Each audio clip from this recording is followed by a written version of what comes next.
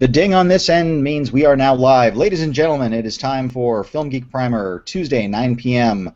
I'm your host, John Santo, and tonight we're going to be discussing pure cinema. What does that mean? Well, we're going to get to that, and also throw some examples at you that might be worth checking out. So first, let's go to our theme song with Shu. Shu, take it away. I think it's a little bit soulful tonight, if you'll oblige. Please.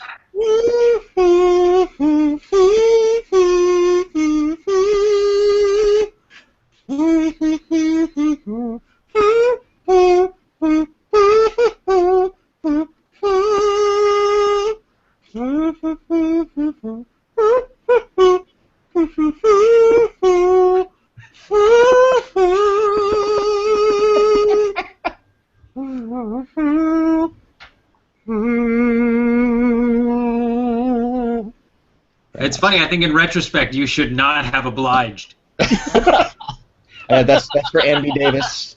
That's going out to Andy Davis. Yes, it really is. We'll pour one on the curb. That was my Sam the Butcher rendition right there. In fact, in her honor, not only am I going to look up, but I'm going to look to the side. I'm going to look down. I'm going to look at an angle. Nice. And I'm going to look down there. Yeah. What's the weirdest thing about her passing is not her passing as much as the circumstance behind it, which just sucks. Yeah, it does. Uh-huh. You know, I didn't even read that. She was relatively healthy and fell, and that was it. Bonked her head, and it was over. Yep. Yeah, that's sad. Yeah, it's one of those. Yeah, exactly. She was kicking, still doing fine. Everything was dandy in Texas, San Antonio, Texas. Yeah, one slip outside, and that's that. Fragile that life. But we'll always have the Brady Bunch and the Weird Al Yankovic song. Anyway, so let's move on with it. As a small group tonight, which is always kind of nice, intimate show, one might even say. Dub is with us. Dub, how you doing, sir? I'm gonna try and hold my own here. Fair enough. All right, thank you. I got to admit, your connection is incredibly clean tonight. I'm an incredibly clean connection kind of guy. Looking very crisp. Looking very crisp. I think we all are. I have to say, I can read your second line on your on my thing. There. Let's see. Yeah, it's a little choppy on my side, but this is the technology of today. We deal with what we got. No, you're right. I do. I look very crisp. Wow. I look very crisp. And of course, Arizona in 120 degree heat now. Yeah, I look like I'm about to internally combust. Mm-hmm. You'll note from the shirt that there's brain matter coming out, so that seems to be very representative of how June is in Arizona. Who knew? The answer I did for many damn years. Yet it sucks every damn time. And people need to know that it's not a bad camera that you have on your computer. It's just simply heat waves from. Sure. Yeah. Right. Exactly. Yeah. Although now, do they still pay electric there? So do you still get to run the air conditioning for free? Yes, running it right now. Nice. It makes. Got a fan blowing on me as well, so utilities paid is a good thing. I can see your hair rustling in the wind. I'm sure you can. Yeah. And it makes me imagine that I'm experiencing a calming ocean breeze. You know, like you lucky people on the coast who get that on a daily basis and just take it for granted. You just put like a vat of salt water in front of it so it mists. Yes, I like that. There's one of those viral YouTube do-it-yourself videos going around about how to make an air conditioner for about $8 out of an ice chest. And I think you've just added to that a little bit. You just add a little bit of salt, and it feels like you're on the ocean. I think feels like you're on the breeze. Idea. Yeah, you put like a couple of old shells in it, so it gives it that real kind of odd dead sea anemone kind of smell going on with it. Yeah, that tide pool. Really I got into an accidental conversation with I'll keep this short because not everyone will know him. But John, you remember Trevor, the security guard at the building, the guy who left G.I. Joe? Yeah. That guy can talk about G.I. Joe. Very disturbing individual. He cornered me and forced me to learn how to build my own air conditioning. And I kid you not, part of his pitch was get yourself a little Freon. That was part of his brief description on how to build your own air conditioning. Right. As opposed to giving your money to the air conditioning man. Well, you can hear in the background that the cops are apparently paying attention to this broadcast, and they're concerned that you might be a harbinger of illegally processed Freon at the moment. That's not on my end, man. I live in the suburbs. Yeah, No, no, that's me. That's me out in the city. That's Oh, okay. Well, they figured they'd go for the rogue first, so Santo is the one who they figure they don't exactly know how to get the dub because there's probably some sort of secure, very clean line that has been scrambled on a number of occasions, and they're going to interrogate Santo to try to figure out where dub is so that they can track down the Freon. Yeah, I'm working on advanced shield technology. I think that's a good idea. You're dealing with advanced shield technology, and I've clearly been watching too much 24. Oh, shield talk. We will not do shield talk. Actually, I'll tell you what. Here's what I'll do. I will concede. You have basically, Dub finally saw Captain America a couple weeks ago, months later, and decided to then go back. Now, did you go? Well, I'll give this 3 minutes since it's a couple of us. Did you go back and watch all the episodes? I went back I have not finished. I went back from the very beginning. Okay. I scrubbed through the pilot just to remind myself, and then I realized I'd only seen 2 other episodes, and they were out of order. So I kind of got myself caught up, and then, yeah, just got through a bunch after that, but only about halfway done with the season. But okay, well, so you're still in the real crappy episode. I don't think the first few episodes were terrible. Like the first, 7 or 8 episodes were terrible, and then it started picking up, and I'm really curious as to why they felt the need to sort of solve these cases in this procedural way. They made a very shallow show early on, and they thought, well, it's at least getting complicated enough to be interesting, I thought. So yeah. It's evolving, and it's got a real fundamental flaw, which is that they chose to be high-level SHIELD people when you should have you've got the setup to keep Coulson super secret. If knowing he's alive is such a super secret, why does he get to go everywhere and do everything in the fanciest new plane? Like, they should have scaled it down a bit. So right. they're in this conundrum where they don't have the budget to make the show they think they want to make. Like, it's a TV show, so it has to revolve around conversations in a single set, and they keep trying to take it to different locations and exotic areas and all these exotic locations all around the LA basin. It's right, exactly. Exotic locations in and around the LA basin. It may look like Italy, but it's actually the LA basin. Yeah. Yeah. Is that Texas? No, that's Palm Springs. I guess I feel like they started getting better as they went on in where they spent their money. I don't know. I felt like the show is starting to find its legs. Right. Yeah. No, it never finds its. For me, it never finds its legs because it has some horrible fucking casting in some of the characters. They don't do anything with any of them really. Yeah. Ward, who's supposed to be well, you'll see what happens with Ward. Ward is fucking atrocious to the point where they have a flashback of him as a younger man, and the actor that they had of him as a younger man is so much better. And so it's one of those things where it's like somehow being out in the world for 6 months, he lost his talent. Yeah. That's how much he's changed. Yeah, he's a train wreck. He's a train wreck. And then something happens, and you're like, and people were trying to make excuses to me of like, that's why he's acting the way. I'm like, no, it's because he's bland. No, I can already tell you, the bland actor. And I was surprised. I remember being surprised as sort of the pilot and the first episode went on, where I'm like, oh, they're really going to keep letting him talk. Mm-hmm. Like this is the guy they cast. But I love Coulson, and we're seeing that actor doing stuff that he doesn't get to do even in the movies. Right. So I'm with it. I'm not addicted. I'm not a huge fan, but I think it's doing a lot right to sort of service the brand. Let's say. Right. In a way that if the genesis of the show is the same thing we talked about with Superman 2, just trying to service the brand in some way, it's doing it in a fairly entertaining way for me. That's interesting. Now, you say something that's very kind of fascinating and scary to me, which is brand service, which is it's like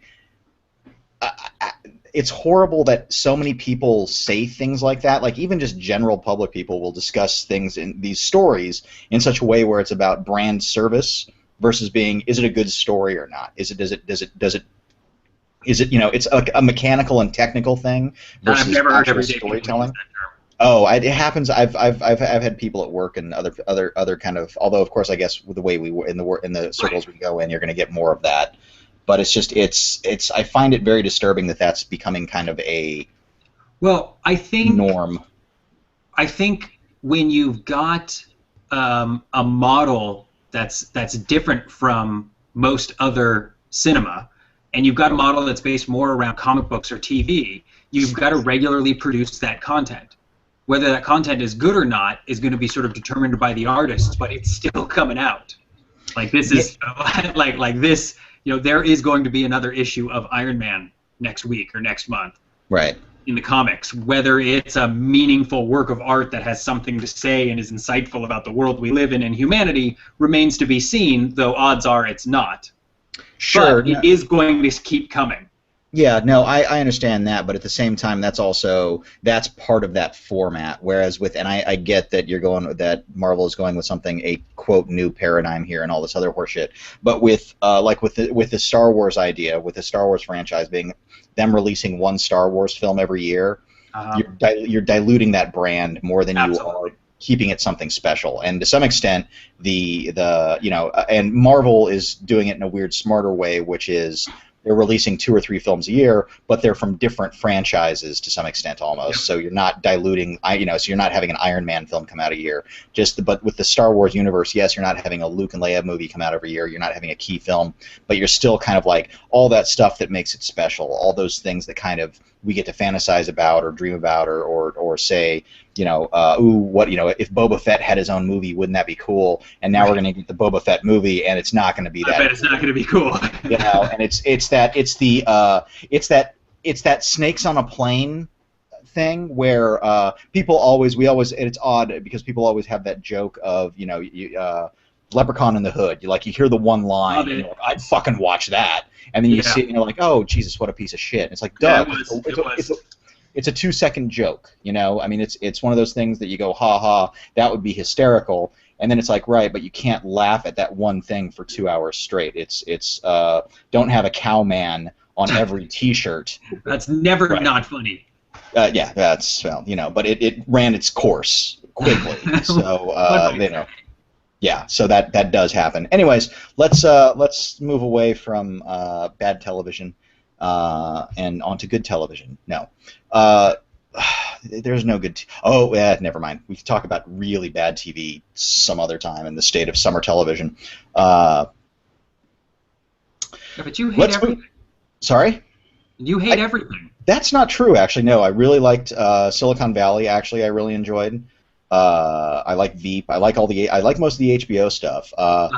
The Halt and Catch Fire, the new AMC show that's about the computer industry. Yeah, I haven't seen it. The pilot's pretty interesting. I don't know. It may be like, what was the TV show about that AMC did that lasted about a half a season with it was some kind of Rubicon. Thank you. Yeah. Rubicon was one of those things where it's like, oh, this could go somewhere. So many. It's like they keep like Turn and I'm trying to think of all the other shit. It's like every week. Have I told you about Turn? Have we talked about this at all? No. It's hilarious to me because I watch it and I get sort of I was watching parts of it before Mad Men would come on, and I would get excited because it would be an interesting scene. It would be well acted. There would be good like period costumes, and then they cut to him like rowing a boat. And it was like a child's diorama, and he was sitting in like a fake canoe in front of it, pretending to be like rowing across the Potomac or something ridiculous. And it was the most jarring, tonal shift in a piece of art that I've seen in a long time. Where they've got this, like they chose to have these really stylized effects shots, but the actual drama takes place in regular, realistic sets and settings, out in like a forest with a colonial building behind them or inside a period room or something like that. And then there's these like shots of downtown that are like Van Gogh paintings that they put up. It's so bizarre. It's like they pulled an opposite Spartacus, it sounds like. It's so very strange. I just didn't know if anyone else had noticed it, if it was just me. If I'm being hypersensitive to the effects. Right. So, yeah. Not having watched it. That comments below. Yeah. That's way to call to action. That's what we call a call to action. minute 15. Yeah. Okay, so let's move into quote pure cinema. Now, last week we said we were going to bring this up, and that's Dub, recap really quick why this came up for you. I believe you had used the term in passing, and it stuck with me as something significant in one way or another, and I was thinking about it as a terminology when we were talking about the animal sanctuary scenes in Rise of the Planet of the Apes. Right. And it's essentially another word of sort of visual storytelling. Or I was using it synonymous with the term visual storytelling, let's say. Sure. I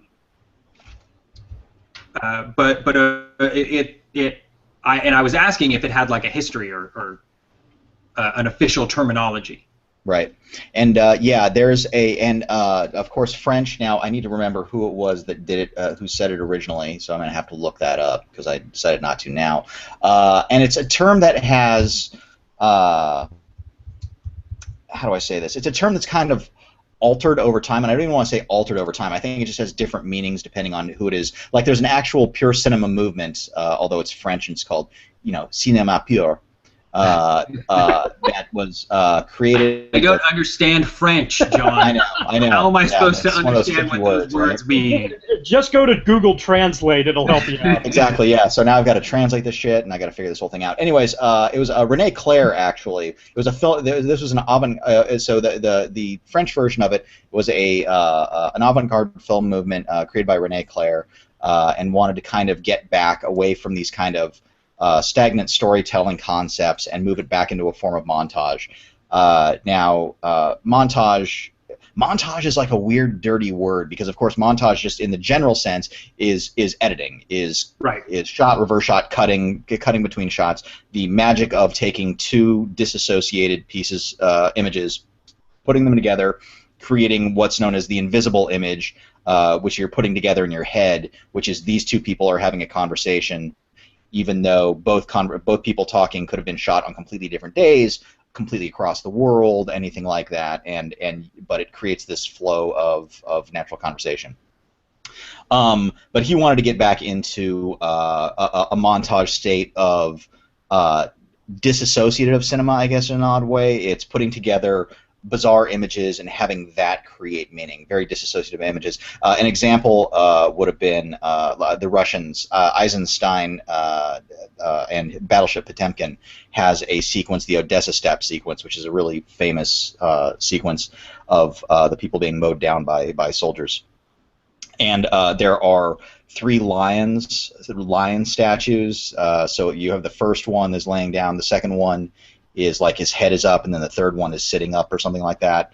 And it is a symbolic of the people rising to revolt, right? And it's Sure. Yeah, right. And it works in the context of the story because of the images that come before it, and because of the images that come after it. Those 3 shots actually make sense. You go, okay, I get it. I see why those things, even though they really have. I see what you're saying, and I'm not arguing against it. I'm just wondering if that kind of imagery would have spoken very clearly to a Russian of 1920.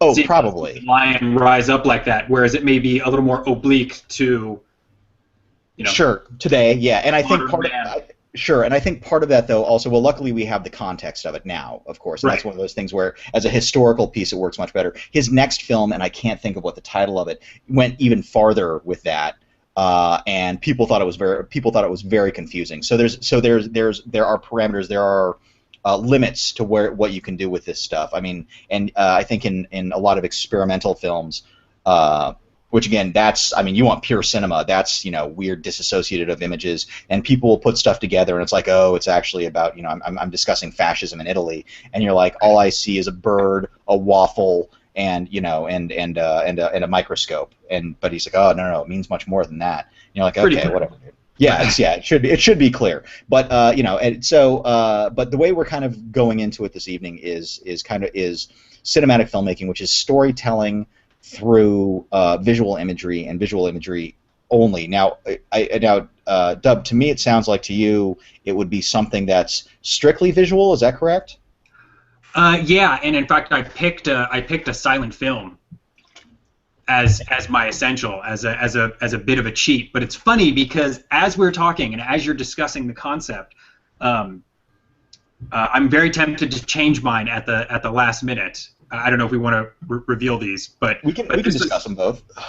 This was so two of the examples that I was going to talk about, or I guess one of them, I was going to talk about Sunrise.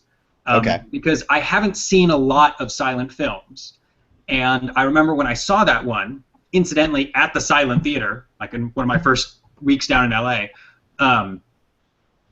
I was shocked at how sophisticated the storytelling was. Conceptually, the emotions and ideas it was trying to convey, and the way it was conveying them, crystal clear. Sure. Quickly, give us a little description. So it's F.W. Murnau. It is a story about. Yeah, it was. What is it? 1927, I think. Sure. Something along those lines. I don't know. We didn't play the date game this week, so I have no idea. Before I was born. Before you were born, right? Yeah, F.W. Murnau, and I eventually saw a couple other of his films because it was so compelling.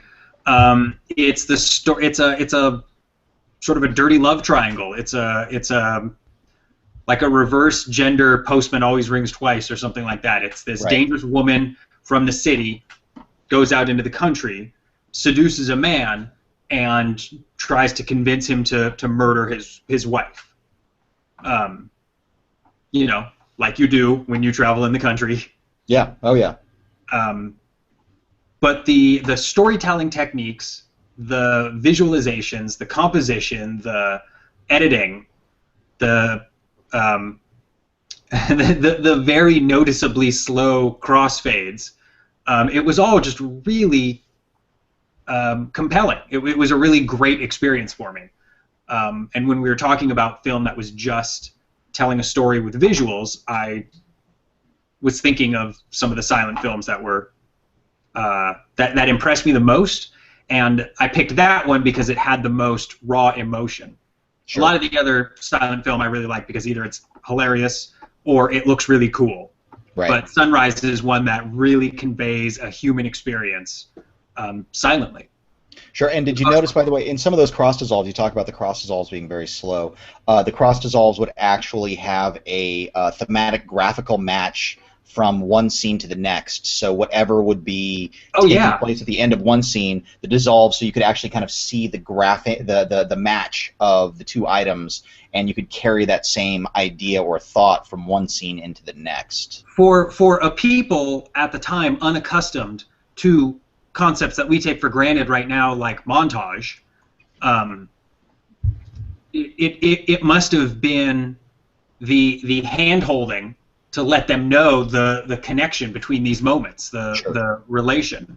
And again, to pick, yeah, it's right. It's like sometimes it's scenery, sometimes it was someone holding something in one instance. Yeah. You know, he really makes it very clear that these are connected images. There were, and I'm trying to remember, were there abstractions in that one? As in, well, so one of the more, and spoiler on a film that came out in 1927, which you're right, congratulations. You would have earned a point on that one. Right. Was so near the end when, spoilers, he decides he gets back together with his wife. He can't do it. His true love wins out, and they start walking across the street, and it's basically a what we'd consider a green screen shot or blue screen shot today of them basically kind of like they're walking through traffic. They're walking like nothing can touch them anymore. They're completely impervious to the physical world around them.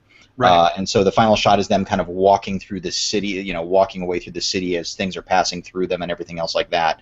And so there are some things like that, but it never gets crazy experimental beyond that. And I think probably today we would consider all of it very standard, but I think at the time it was you know, I mean. Is that the film? I thought that one had a scene where she, the city woman, who I believe is only called City Woman, she gets angry. And there's a representation of You may be right on that one. Yes, I know what you're talking about. I remember thinking of like Anubis, the Egyptian god. It was like a dog's head with devil ears, and it was not quite a dog, not quite the devil. It was in silhouette. I may be thinking of something else. And they were simply known as the man, the wife, and the woman from the city. Right. As well as the maid, the photographer, the barber, the manicure girl, the obtrusive gentleman, and the that was the part I tried out for. The obtrusive gentleman. But as you were talking about becoming more experimental with the way you overlay images, I was tempted to throw out the Limey. Oh yeah. Which is a movie that does an awful lot experimentally, visually, and yet is perfectly followable. Yeah, and that's interesting though, because I would almost say the Limey has the Limey is followable because of the dialogue that's taking place, or the sequence that is taking place. Right. And there's some other odd, and there's a moment where the Peter Fonda character is introduced, and they use a song, King Midas in reverse, and the lyric goes, he's King Midas with a curse, he's King Midas in reverse. And it's his introduction to the film, and it's basically a music video montage of Peter Fonda just at places, his face, smiling at the beach, in his car, laughing, whatever. And it's just kind of this odd setup to his life, and you are relating to him through the lyrics of the song to kind of to get your first glimpse of who this character is. And it's odd because, again, that's you were talking about how for you pure cinema is a visual thing. For me, it's mostly a visual thing, but cinema has never really been silent. There's always been music. There's always been benchies. There's always been something to kind of be, there's always been intertext, stuff like that has always kind of helped make things more cohesive. For me, it's an interesting mesh of sound and visual. So so something that wouldn't be like, say, strictly dialogue driven. But again, I think King Midas in Reverse does this thing where it's telling you what these images mean and what you're looking at because of the song, but I do believe that sound and image can be put together in such a way where it's nothing but that is nothing that it's the only way. Oh, how do I say this? It's pure cinema. It's something that it can only be delivered to you in a cinematic way that way. So, and I'm just thinking about this as you're saying. I think I went silent film because inherently I'm a lazy person, but that's a separate podcast. Yeah. And I had been thinking about it in strictly visual terms, but some of the stuff I was reading about the debate around what pure cinema means was very vehement that sound be included. Right. And I agree, and that's why I think the Limey works. Now, when you're talking about that King Midas in reverse moment, or another moment I was thinking of where I love the combination of sound and visual and imagery, is the opening, 3 or 4 minutes of Apocalypse Now. And do you think it almost always has to be abstract? I would say that if you pull it out of the piece, it would be abstract. So without context, without the rest of the movie. So if you only watch that piece opening of narrative, it is not narrative in and of itself. Correct. Yeah. Although at the same time, it could also be a piece of narrative all on its own. So if you remove, we're not talking about the narration from Apocalypse Now, right? We're just right. The Doors song, and him, the sound effect. Right, all that stuff. That on its own is its own little story of a man who's kind of been driven crazy by the war, or you know what I mean? It's like it could be interpreted in several different ways on its own. But now once you get into the narration and the rest of the drive of the film, it kind of recontextualizes what that opening piece is. But is it a nightmare? Is it a dream? Is what's going on real? It's like all the napalm bombing. Is that something in his head? Is that something that he's seen? All that stuff that kind of is always left a mystery. So that's kind of the pure visual storytelling portion of that. Right. But then as he's waiting, and then as you learn about where he's at and why he's there, you're able to put on he's also going a little stir crazy while he's waiting for his mission, which is something you wouldn't pull out of that without the narration, if that makes sense. Yes. Well, I guess dancing around his hotel room. But I guess Sure. It comes back to that word you use, storytelling. How much of it is an abstract painting storytelling, or is it just evocative of an emotion? And I'm not taking anything away from it. So like when you see a Terrence Malick movie, Mm-hmm. you're not going to be talking about the plot the way you would an Agents of S.H.I.E.L.D. episode. Like it is Sure. not a narratively driven episode, a Kubrick movie. You're not talking about the plot. You're talking about the way you felt. You're talking about the emotions. And like the opening of Apocalypse Now, like the montage in The Limey, like the whole movie Lost in Translation. You're talking about like an abstraction, like trying to evoke a feeling. Yes, but I would also say that, like, say with the Terrence Malick film, and of course it would depend on which Malick film you're talking about. Because Badlands is very narratively driven. Is very narratively driven. Even to some extent, Days of Heaven actually kind of has a pretty strong narrative in it, because it's about the couple trying to pretend to be brother and sister so they can get work as migrant farmers, and the idea of her falling in love with the Sam Shepard character. Sam Shepard character. So and he's ill, so when he dies, they can inherit the money. There are narrative elements within that film, and then whereas by the time you get to when you start getting to Thin Red Line, the storyline may be about men and war, but it starts abstracting itself. It starts becoming much more about their own personal experiences, and the visual storytelling that he's doing, to me, feels like it's a character journey. It may not be plot driven, but I think the images are there to help establish who the characters are and how they see the world or the character. Yeah. He's certainly doing character work. He's just doing it in the abstract. Yes, yeah. Well, and I think that comes into the visual storytelling component, is that it's how the character sees the world versus him simply sitting there telling you who he is and what he's about. And even the narration doesn't. The narration almost abstracts them even more and doesn't really help clarify. It just makes things worse. Yeah. He doesn't clear anything up with that narration. Yeah. You've been awful quiet. Yes, I'm listening. I'm listening cinematically. I'm fascinated and admittedly didn't come into the conversation or studying the debate of what pure cinema meant and what that, how that debate necessarily circles around. So when it was tossed out as being something topically driven, I just came up with some names off the top of my head. And curiously, there were two areas where you guys touched on where there's a little bit of a connection for me, but in some ways there's a little bit of an opposite as well.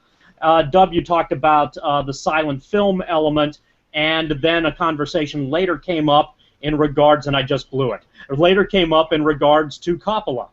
And so one of the things that I thought is that even though we think of cinema largely in terms of visual context, to me, one of the great examples of utilizing the various senses available to you in cinema is Coppola's The Conversation, which I think is a really fascinating, which is a great sound film. I think sound like soundtrack anymore is something that more often than not is sort of just taken for granted. It's cool that we have Dolby so that there can be an explosion behind you, but the explosion behind you really doesn't have any point other than, look, some guy can technically create an explosion that sounds like it's behind you.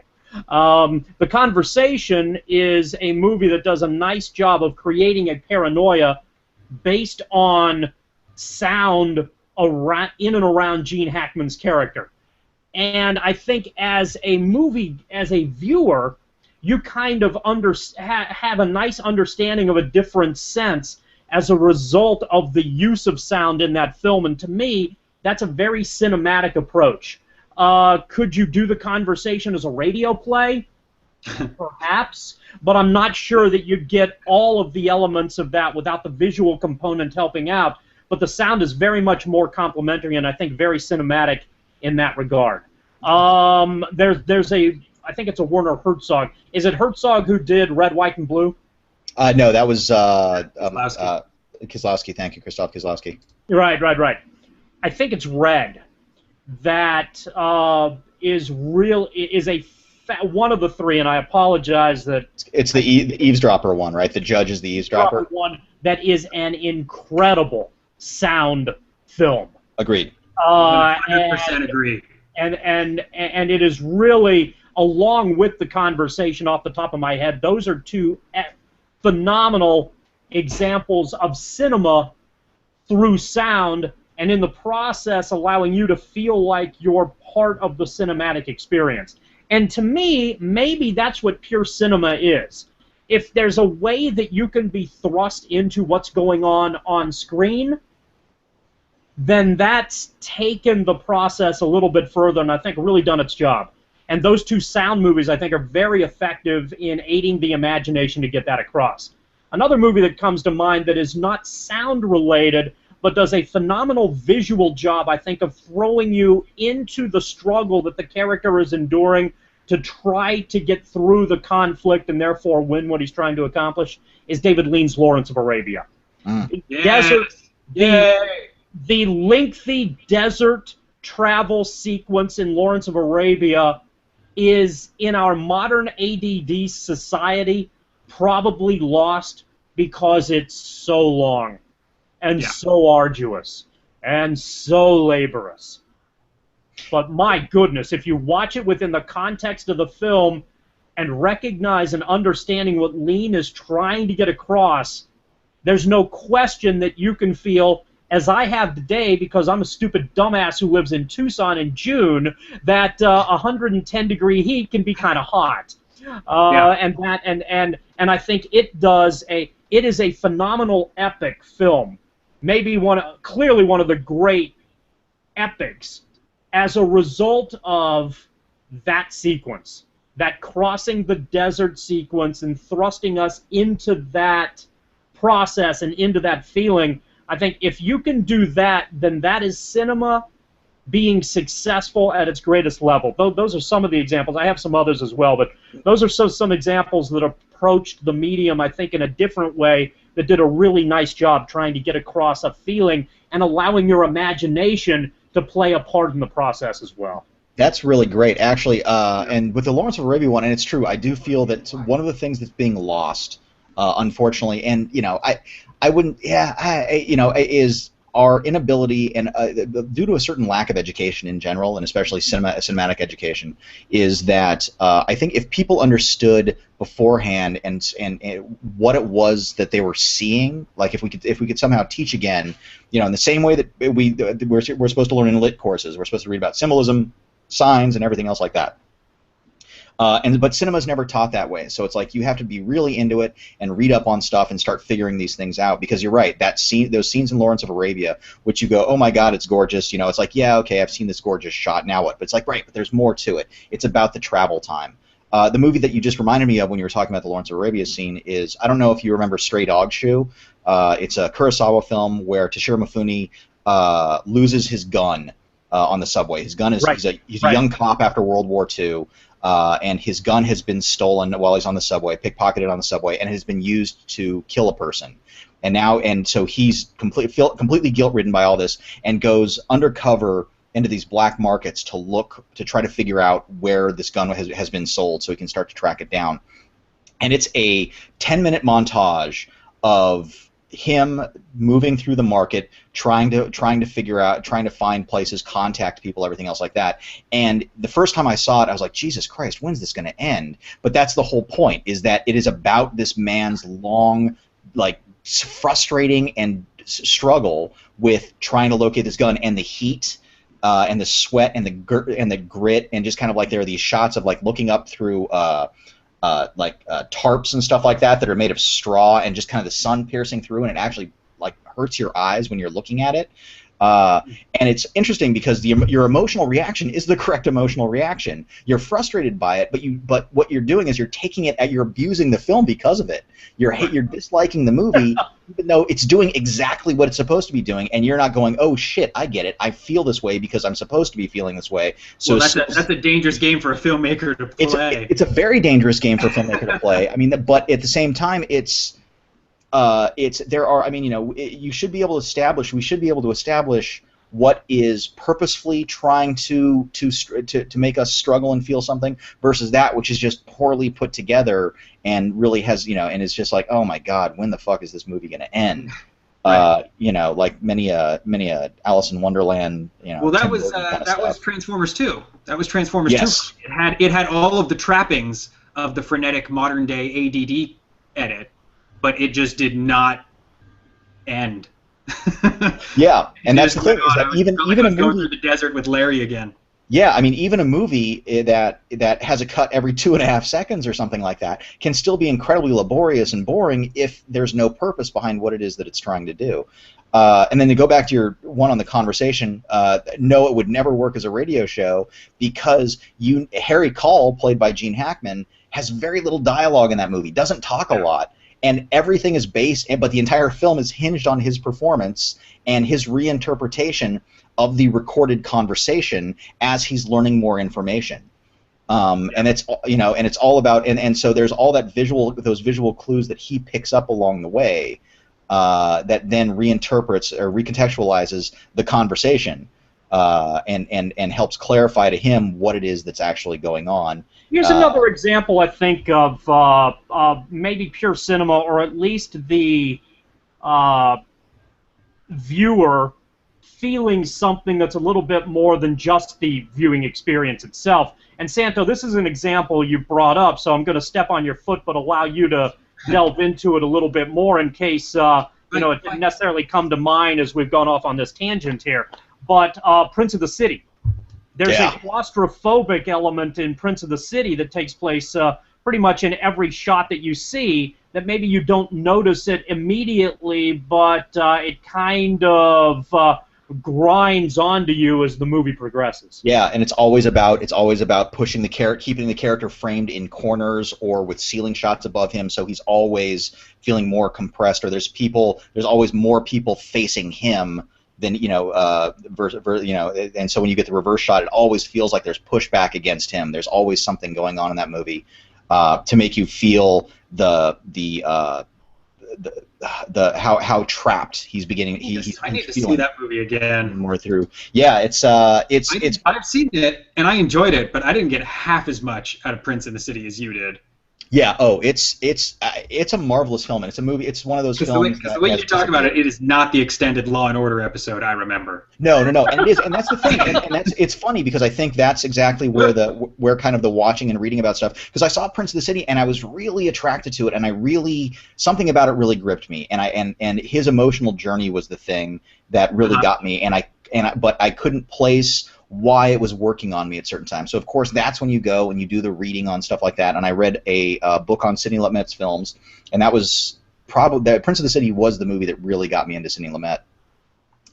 Which is funny because everybody would be like a Network or Serpico or something like that, but Prince of the City was really was my gateway drug to Lumet. And I was really excited when I found out that Kurosawa, actually on a visit to the United States, met with Lumet to discuss that film specifically because he felt that it has a literary context or a very literary feel to it. It looks like a book and has these things that these very simple things that he does that you may not catch but are there. So at one point in time, after Danny Cielo, played by Treat Williams, in a great performance, and a lot of people don't give Treat Williams credit for that performance, but there's a moment where he's laying in bed and the whole concept is that it takes place in the 70s. He's part of a special investigative unit, and Internal Affairs, after a bunch of drugs has gone missing from the French Connection, have started cracking down on all these special investigative units because they don't really have oversight.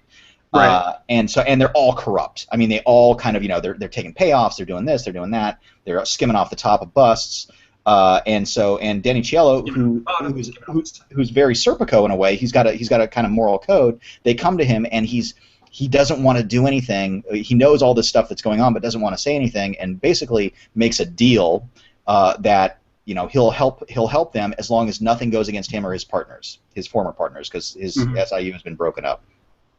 As this starts up, he's basically laying in bed one night, feeling all the stress over it, and very quickly, like a car passes by or something outside, and five quick shadows run across his face, representing his 5 partners. And this is stuff that Lumet puts in there purposely, but it doesn't really. But it's like you're not going to catch. It's like that's one of those things that nobody's going to get that.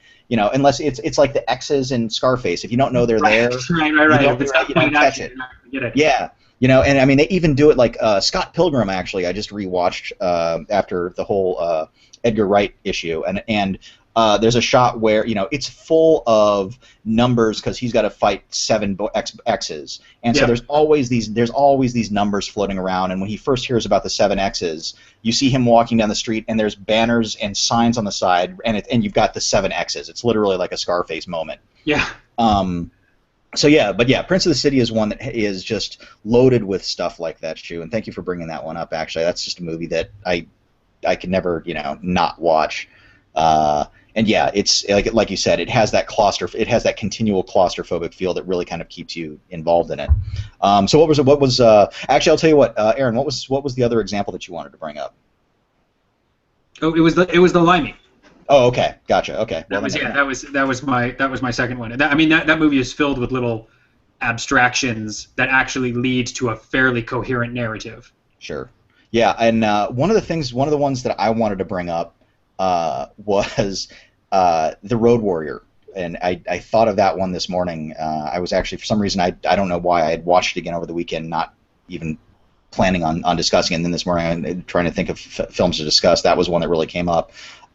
Especially the first, I want to say 10 minutes of it, probably. Now, it starts with a preamble that is basically supposed to look like 8mm black and white of, and it's boxy, it's 1:3:1, of all of the events that have taken place to catch us up to where we're at. Right. And it's about 2 great, and of course the narration is about 2 great tribes who've gone to war, blah blah blah blah. So it's kind of a mythical representation of the U.S. and Russia, nuclear attack, et cetera, et cetera, et cetera. Or Frankie Goes to Hollywood. Or Frankie Goes to Hollywood, exactly. Yeah, can't dismiss Frankie Goes to Hollywood, which is playing continually in the restroom at work, which is weird. It's something about hearing "relax" while trying to take a leak. But if you were to pull the narration out of this opening sequence, it is this odd juxtaposition of imagery of giant like political rooms of men shouting back and forth at each other, of oil wells moving continually, and then as you come back to them later, you see them slow down and stop, and like riots in the streets, and all of kind of this. You're watching society. You're watching society crumble. Yeah, it is a montage. It is literally kind of almost like a Eisensteinian montage of society crumbling. And that was a real, and it's like, and even without the narration, if you were to pull the narration out, and the narration helps because it makes you understand how the future is looking at the past, and the simplification of the myth. And then it rolls into footage from the original Mad Max film. Of showing Max's plight and the death of his wife and everything else like that, and him losing his soul. And it's interesting because even without that narration, you could really grasp, you could understand this entire story, and it really kind of stands as its own short film on its own, where society crumbles, this is what happens to humanity, and now those lone survivors have lost everything and have no emotion. Now they just kind of are out there amidst wastelands, emotionless and dead, basically is kind of how it could be looked at. But then it cuts into the beautiful 2-3-5 color opening of a chase sequence of Max dealing with some, driving his car, being chased by a couple guys on motorcycles, and again, no dialogue through any of this portion. And it's this great, and the music is the music is fantastic, and it really adds to the elements that and the sound again of the cars, of the motorcycles, of speeding up, slowing down, brakes getting hit. Right. It's this great. It's a beautiful mesh of visuals and sounds during this car chase. That car chase ends though, and Max is left by this tanker, and he gets out and he opens. And again, you get no emotion on his face during any of this. The one emotion you really get out of this is from his dog, who's sitting in the back seat of the car, just kind of chilling. And the dog's like, I've been through this before. We're gonna be right. So it's that one thing of this guy's a badass because his dog's cool with it, right? So it's one of those little things where you're like, okay, I get it. Well, the fact that he has a dog at all. Yeah, exactly. That there is something there that he's willing to care. You're already on his side. Yeah, and the dog is definitely his best friend. But he gets out of the car at the end of this motorcycle chase, and he next to this tanker, and he opens the driver's side door. Out comes this corpse, and you get the great shock music and everything else like that. But Max doesn't react to it. It's another one of those things where it's like there's no shock from him through any of this. It's just an audience shocker. To him, this is again life as usual. And he's digging through the guy's pockets, and he pulls out like a broken music box gear, and he starts playing it. And you get the little ding, ding, ding, ding, ding, ding, ding, ding, ding, ding, and forks are broken on it. So it's again it's just this great show for a sound piece that really kind of shows the breakdown of everything, just kind of how rotted and gritty and grimy everything has become. But that's the one moment where you get an emotion out of Max, where it's the first time where it's like this simple, innocent little tune gives you a moment of his humanity inside. You just get this little grin on his face for just a couple seconds, and he pockets it. He pockets it along with a couple bullets. So it's like there's between that and the dog, you understand this character who has been through hell is still driving through hell, but there's still that light in him that reminds you that he is a human being. This isn't just some tough guy that you're going to be watching for the next couple hours. You know what else is interesting about that example you used is that it starts in the abstract and it moves into the very specific. Yes, exactly. Yeah. It covers a historical era. It shows machinery to represent industry, and it shows groups of men to represent governments, and tanks to represent wars, and you don't need the narration, and then it moves into fast driving cars and skill and violence. This happens, and then this happens, and then this happens in a much more literal way than the abstraction you had in the beginning. He wakes up, doesn't he? It's like doesn't he start? He wakes up? I could have sworn doesn't he start that movie in the rain or something? So at the end of Mad Max, there's a shot of him driving through the rain, and that's actually how the first Mad Max ends, is him driving through the rain, and he's kind of in this odd kind of daisy state in a weird way, and that's one of the last shots you have. He's dreaming of Bartertown. Yes, exactly. Yeah, he's dreaming of the future, and so and that's the last 8mm shot that you have of him kind of Got it. in this zoned out state with the rain coming down as it fades to black, and then the black actually pulls out from the what's the scoop of his car, and it pulls out from the scoop of his car to see him just kind of. That's right. Driving.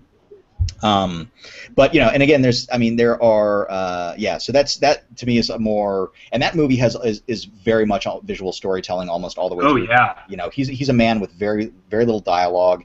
Everything that he does is through what he sees, and you're never really sure what his actions are until somebody else talks. Until somebody else finally says something, and he doesn't talk unless he has to, and he finds, he's an opportunist to some extent, which is what you'd have to be in that world. And so once he finds an angle that works for him, that's when he says something and decides to take to take some sort of form of verbal action. An excellent anti-hero.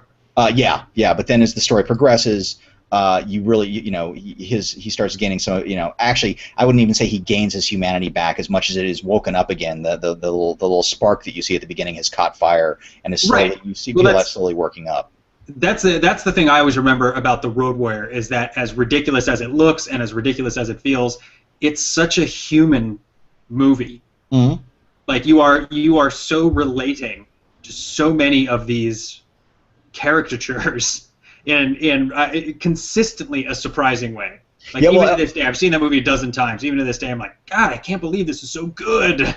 Yeah, well, and I think where it mixes is that it's you call them caricatures, but really what they're archetypes, you know, and Right. it's that reflection of the archetype. It never makes fun of them as much as how it shows, you know, I mean, he creates. You've got the, you know, I wouldn't even say there's a mentor character in it per se, but you've got the jester, you've got the king, you've got the, you know, you've got the kings on both sides.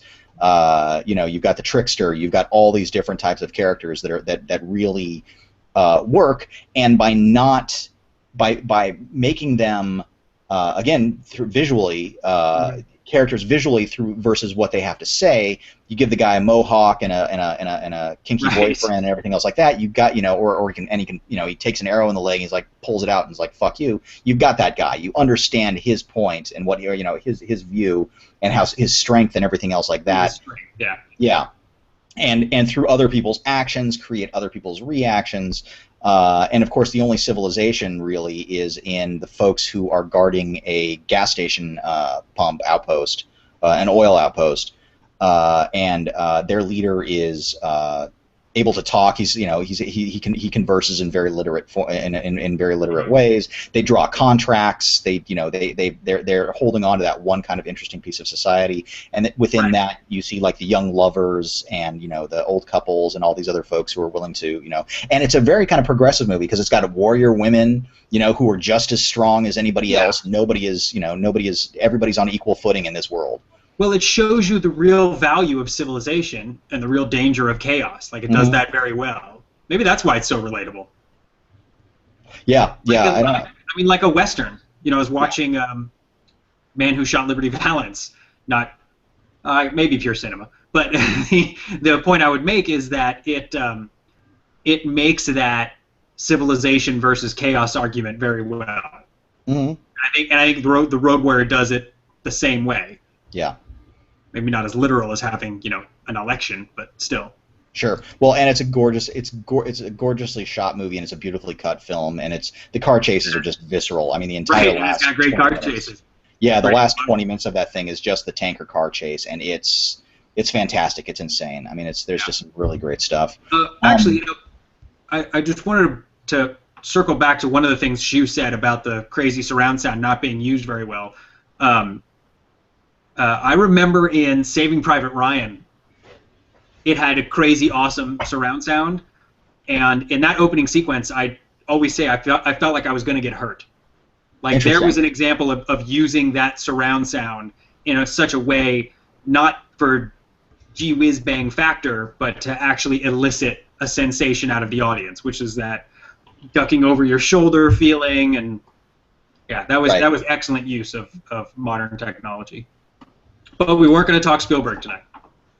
That's true. That's a good point. Very good point. So, Shu, what was the other film that you wanted to chat about?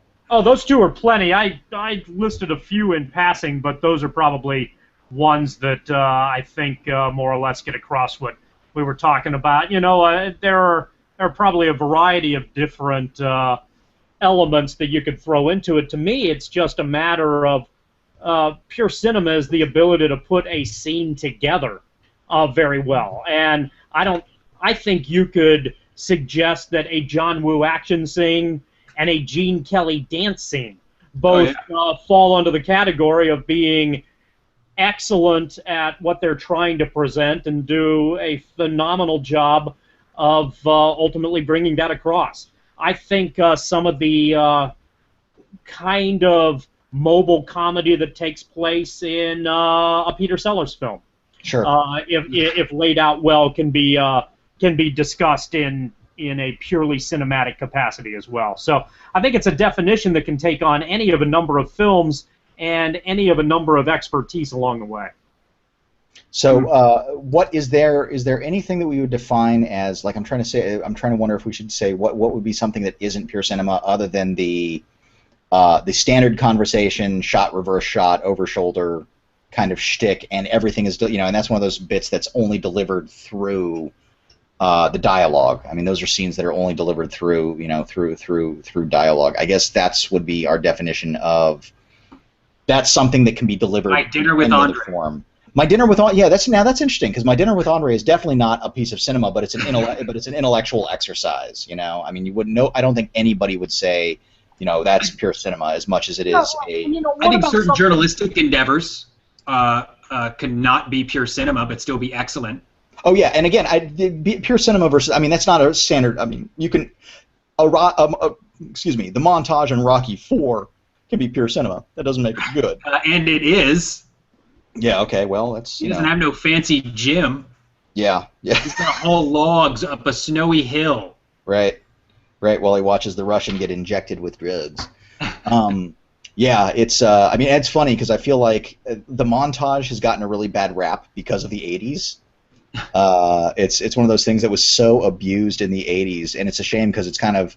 I get that it's a transition of time, you know, it's something you see in transition of time and everything else like that, but it's also one of those things where it's like, it's a nice way of telling a story. I mean, it's, you know, to some extent, that's the key, that's what it all goes back to, that idea, and now we just kind of make fun of it every time we see something like it. It's well, just we recognize it. Yeah. We gave it a name. Yeah. You know, it became something we could refer back to. Right, and also it's one of those things, especially like using Rocky films and stuff like that. It's about it's strictly about a time passage of somebody growing stronger or somebody getting to some place, right? Versus there actually being any, you know, and that's a very specific statement being made in those, or specific idea that is put into those montages. Was it recognized at the time? Like, did reviewers in the '80s talk about montages, or is that a modern? See, I feel like what happened is that movies in the '80s basically became, it was almost like a cliched trademark. That movies in the '80s had to have a montage, largely, I don't know, to fill space to get to 90 minutes. So many films in the '80s were so much shorter than they are now, which is, and that's not necessarily a good thing or a bad thing. But you go back and watch some of them; they have these odd 3-minute montages 4 or 5 times that almost feels like this is what was an expectation of the medium at that time. I agree. I think part of it that though would also be in the MTV generation not being, you know, everything has to be cut MTV style, but the fact they were also trying to sell songs and like MTV was such a huge way of getting word out about something that like every montage would always have to have a Survivor song or something to it. Right, that they could release as a single, so they had to have the single. Well, you know something. That's the broader effect of the music video on cinema. I've heard it described as like Flashdance was the first music video inspired film, where it was just littered with an overbearing soundtrack that served as the emotional underpinning of the film. Right. I would argue that it was Convoy with Chris Christopherson. I could not argue against that. I mean, let's face it, it is our favorite C.W. McCall song. So. After 2 weeks ago, I saw Convoy. I think I did better this past week. I saw the 36th Chamber of Shaolin after our conversation last week. Nice. Now, I don't know what I'm going to pick from our conversation from this week to watch. Maybe The Conversation. Yeah, that was so good. I could watch that again. Yeah, that's actually. I saw it for the first time like last year. Really? Yeah. Yeah, what's nice about that film is that it's something that you can really. I wouldn't say it changes from time to time, but you pick up more each time, the same way that he's picking up more. You're kind of seeing more and more every time you watch it. Yeah, I'll be curious upon rewatch to see how I view him, because it's the question of his stability. Didn't hit me until much later in the film. Right. So yeah, he's a messed up guy.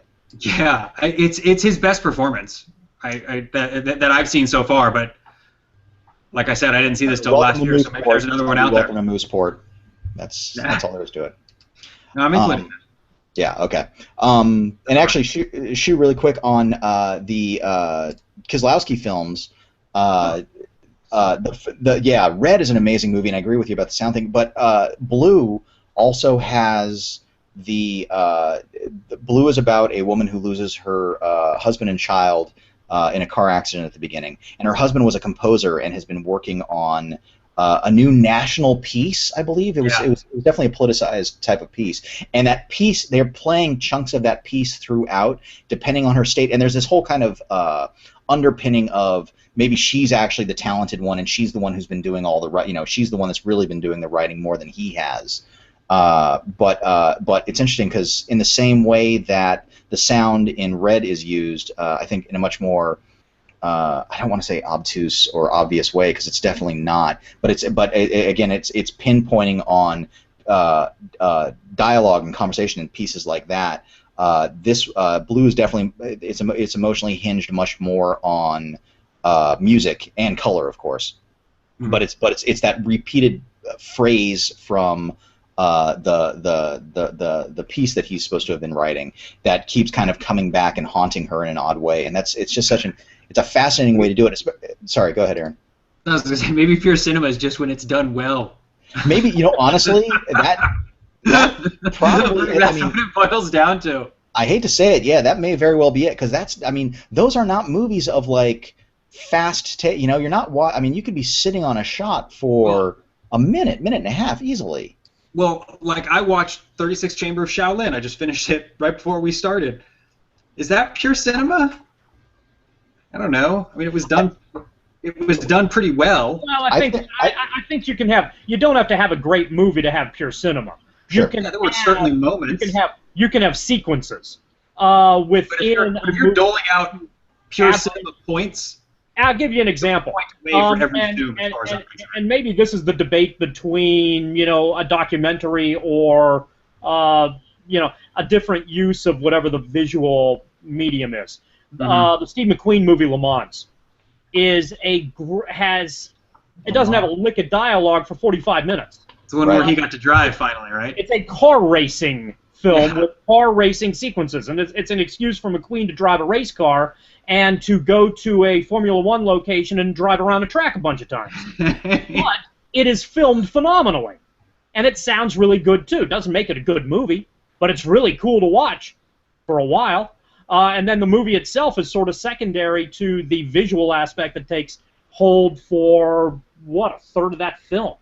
I think there are other examples of great editing that pop up in movies that aren't necessarily, don't necessarily hold it up from front to back. There are great action scenes in average films, and I think there are. It doesn't necessarily. You can take pure cinema out of specific scenes, or you can take it out of the entire collective, I think. Completely, yeah. Yeah, so... that's what we were talking about, that, like, the scene in the Limey. I keep going back to Lost in Translation. I'm not sure why. Maybe it's because it's more abstract than it is narratively driven. Yeah, and that's definitely... Lost in Translation is definitely one of those films that is moving in the Terrence Malick direction of emotional states... and actually almost kind of Antonioni in a way, is the environment around them as representations of those emotional states. And Antonioni is another one where it's like, or even Tarkovsky, where you will have these very long, slow takes of an image that alters perception, but it's not about the cutting, it's not about anything like that. It's interesting that that something that can remain static can have just as much of an emotional impact as a moving camera or an edit. Yeah, well, the deserts in Lawrence of Arabia. The deserts in Lawrence of Arabia, yeah. What should I watch this week? What have we talked about that? Well, let's see. I mean, we got to actually. It's kind of nice because this week we've got a nice array of stuff. So we've got Sunrise, we've got the Limey. We've got The Conversation. We've got Red. We've actually got the entire trilogy. I should do Red. Three Colors trilogy by Kieslowski. We've got Prince of the City. We've got Road Warrior. We've got 36 Chamber of Shaolin, which was mentioned last week. But that wasn't. I was. Anyways. What was the other one? Shu, did you mention one other movie in there? Oh, Stray Dog, we talked about. Lawrence of Arabia, of course. It's a pretty diverse. We're all over the map this week, so it's kind of that's one of those things that. And I don't think there's a single movie here, in my opinion, that's bad. I mean, all of them would be, I wouldn't say they're all in the top 100 movies of all time either, but at the same time, you've got such a wide variety of storytelling and ideas. that you really kind of, the nice thing is whatever mood you're in, that's, you pick that. You know what? I'll tell you a quick example of non-pure cinema, but are movies that I love, would be Marx Brothers films. Maybe except for some, Harpo stuff, or maybe with some Harpo stuff. But most of but the fact is like a lot of that stuff is all about. A Harpo gag is a Harpo gag. Just set the camera and let them do their thing. Oh, exactly, yeah, and I wouldn't call that cinema because that's something, again, that could easily be done on a stage, which most of them were, and it was about the characters and all of that fun. It's a much more fun in that than it is about telling a story visually. But yeah, I don't know. I haven't seen Sunrise in forever, and that's one actually that I would like to go back and check out. I would probably go see Prince. I'd probably rewatch Prince of the City. Although the Three Colors trilogy, actually, which I picked up on Blu-ray about a year ago, and they're gorgeous prints. Yeah, I haven't seen them since they came out. Yeah, they're pretty fantastic. I remember walking out of Red. I should see Red again because I can't remember much about Red, but I remember walking out thinking I didn't know movies could convey that. That right. Yeah, Kieslowski was really good. Like Double Life of Veronique does that as well. A lot of his films, I mean, the guy knows how to put an image together and convey story through edits, through cuts, and how to, He had the shots. It happened like 2 or 3 times in the movie where you get the exact moment the sun disappears behind the horizon. Mm-hmm. It doesn't linger there too long, but you're there for like 10 seconds, and you see it flash out. And he does it like 3 times, and I remember thinking in the theater, how have I never seen that moment on film before? Right. Yeah, and I think it's such a cinematic moment. You would think everyone would use it all the time. Right, and I'm sure you have. I mean, I'm sure they use it in Lawrence of Arabia, but I think it's one of those things where it's the amount of time it stays on screen, and it's such, especially in that film, it's such a, it's so different than the rest of the film that you're automatically drawn to that shot, especially when it repeats.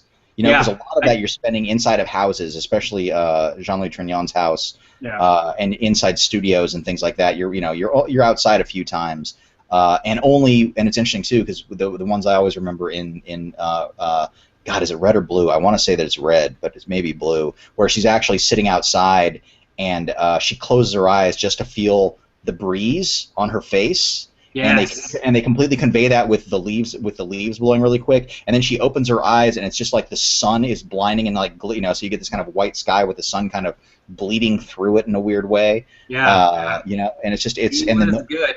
I never saw Decalogue. I only saw one of them. Oh, Decalogue's great. Decalogue though, and again, Decalogue I think is not would fall much. I wouldn't say it would fall under pure cinema in a way, only because it's much more narrative driven, although there's a lot of watching and there's a lot of, it's definitely a film that you watch, or a series of short films that you watch versus, just have to, you can pick everything up just by what they're saying. But they're much more kind of story and thematic based because each one is based off of one of the 10 Commandments. So it's much more about kind of reading that theme and discovering that theme through what they're saying and their actions versus just kind of watching the story unfold. But yeah, so lots of good stuff to check out. So please, look them up, read about them, whatever mood you're in, you're going to find something in there, which is kind of a nice touch. So Dub, where can people find you? At Film Geek Dub on Twitter. And Shusif? At Decalogue Schuster, no, Shuniverse, SCH Universe. That's where you can engage in a social media conversation. As long as they're 140 characters or less. Correct. And you can of course reach me at John Santo. Next week, you know what I thought about this today. I think next week we're gonna look at an odd phrase called guilty pleasures. Do they exist? Should they exist? Why do they exist? The guilty pleasure. It'll be. We get to talk more Agents of S.H.I.E.L.D. Yeah. Okay. Or we should start talking about who our next director deep dive is going to be. Oh, that's a good question, actually. Any suggestions? I'm just scrolling through the classics here, and Howard Hawks had a birthday recently. I was going to say Sidney Lumet. Yeah, but I might do better if we give ourselves enough notice. Might do better to pick when I don't know very well. Yeah. I don't know Kurosawa very well. There, I'll say it. I know some stuff, but I'm lacking. Yeah, well, it happens to the worst of us. Anyway, so that's it, folks. We will see you next week, and we will figure out another good deep dive soon. Next week, though, I think we'll discuss guilty pleasures. We'll start the email chain going to figure out what our next deep dive is going to be, and we will see you next week. Same bat time, same bat channel. Shu, play us out. It'll be very soulful. Okay.